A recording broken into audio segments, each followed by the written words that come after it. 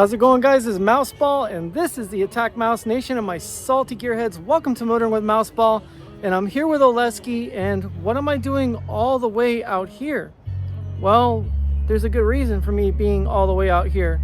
First of all, if I didn't come out here, Jessica would whoop my ass, and that's the first reason. The second reason is me and Oleksii did something very special to his Fiat 500 Sport that has a 500e bumper on it.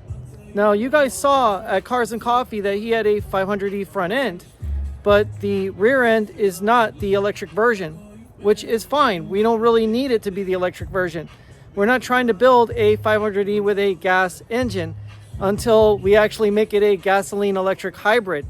But what we got here is this rear end treatment that we just did to the car. Now, if you notice, there's a little bit more black than normally comes on the Sport bumper. That's because me and Oleksii prepped this bumper from start to finish to add the extra paint, but that's not the kicker.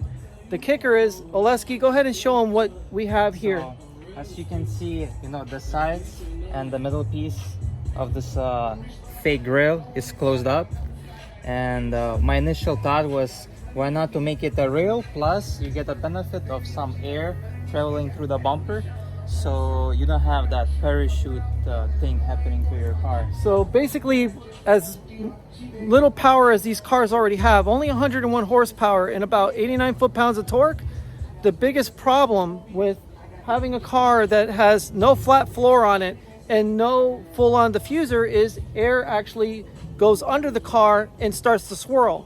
It creates turbulence, and that turbulence gets caught up in the back of the bumper, and what you have is, like Oleksii said, a parachute effect. Now, what we did here, and we're going to go up really close and take a look, is we actually cut out a majority of the tabs and left only what we needed to hold the grill in. Now, Oleksii spent hours hollowing out all these pieces on that grill and then recoating it with a nice flat black. So I figured, hey, you know what? We're already here. We're already going to do flat black on the grill, and you've already done that.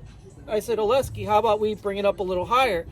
And sure enough, Oleksii agreed, and now we have this part that actually matches the front end of the car. Plus, not to mention that, it has a nice segue right here up to this top part, so it all matches. Now, here's the nice part. Oleksii can actually add a third brake light in this area anytime he wants. So that's going to actually bring the car to another level. And what did it take for us to do this kind of work? It only took us about 2 hours, and that was a lot of time grinding and hollowing out the area on the bumper, then a little bit of masking, and obviously the paint work, which we didn't even use a spray gun to do it. We just used a rattle can. Yeah. And it looks like it's professionally painted on there. And that's the thing. You don't have to spend a, king's ransom to get your car to look nice. It just takes skill and thought and obviously good technique. And that's what me and Oleksii have pulled off. Now, obviously, this isn't going to stay the way it is forever, because one of these days we're going to repaint and recoat that whole bumper, and we're going to make it look a whole lot nicer. But for right now, when he heads over to DI Corsa, or even if he doesn't make it to DI Corsa and he goes to Cars and Coffee, he has something new and something unique that no other 500 has. And that's the whole point of modifying these cars in the first place, is you don't have to have a lot of money to have a nice car. You just have to have some talent, some technique, and the ability to think outside the box. So guys, stay happy, stay healthy, stay wealthy.